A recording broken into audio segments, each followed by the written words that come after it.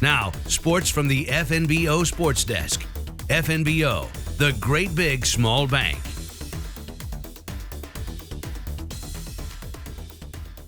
We are in the gym for today's update. For high school kids, it's that little window where the fall season is ended and the games and meets for the winter season have yet to get underway. But practice?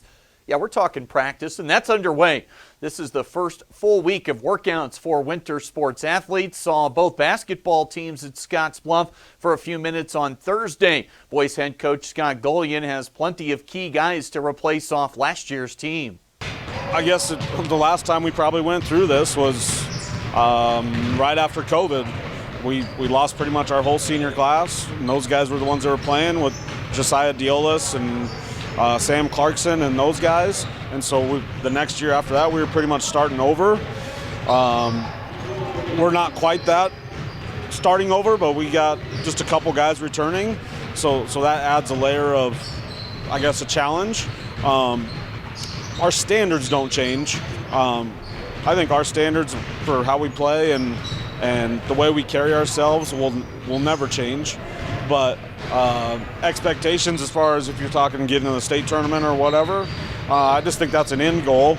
And how we get there is the process, and that's what we really stick to every year, getting better every day and preparing ourselves for that moment when we get a chance to do that.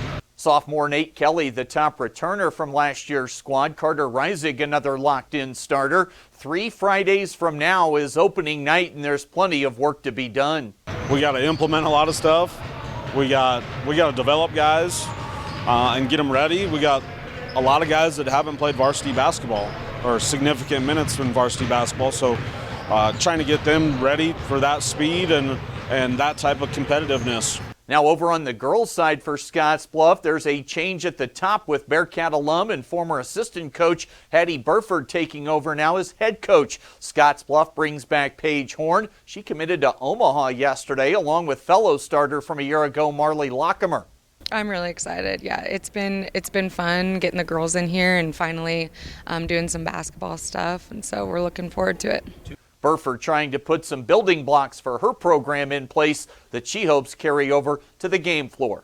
We've really put in, like I said, a lot of our fundamentals. Like we have a warm-up that we're doing that really focuses on like defense and some of the different things that we're looking for out of our offense. And so hitting those every day, I think, is really going to pay off in the end. It's, like I said, it's a learning curve right now, but I think in the end it will pay off. Plenty of unknowns for both Scottsbluff basketball teams coming into the season. Both those coaches will get their first look at their respective teams when they open at Mitchell on Friday, December 1st. Even more unknowns over at Gering, where both teams have new head coaches. We'll get with some of those Gering winter sports coaches coming up on Monday when they hold their mini media day for winter sports.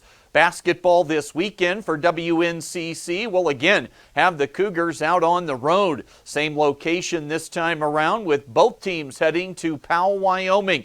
Doubleheaders tomorrow and Saturday against Northwest College and Central Wyoming. The next home action for both the Cougar women and men's squads, that'll be the Tuesday after Thanksgiving, the 28th, when both teams entertain EWC. That is the latest today from the FNBO Sports Desk. I'm Chris Cottrell.